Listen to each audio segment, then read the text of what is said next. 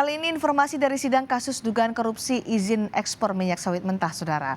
Mantan Direktur Jenderal Perdagangan Luar Negeri Kementerian Perdagangan Indra Sari Wisnuwardana dituntut 7 tahun penjara dan denda 1 miliar rupiah.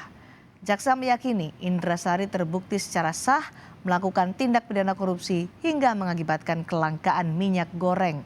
Korupsi ekspor minyak sawit mentah merugikan negara senilai 18,3 triliun rupiah. Selain Indra Sari, 4 terdakwa lain yang ikut menjalani persidangan kasus korupsi minyak goreng. Tidak puas ya, tidak sesuai. Kenapa? Karena menurut kami ada hal-hal yang fakta di persidangan yang diabaikan oleh jaksa. Jadi banyaklah. Jadi nanti kami akan kemukakan itu dalam pledoi secara maksimal. Ya kami memang berharap ya memang klien kami tidak melakukan apa yang dituduhkan. Yang tuduhan katanya tindakan klien kami mengakibatkan kelangkaan itu tidak benar sama sekali. Itu sih. Jadi sederhana aja. Kami hari ini sangat kaget dengan tuntutan itu dan kecewa jaksa mengabaikan fakta-fakta yang ada di persidangan.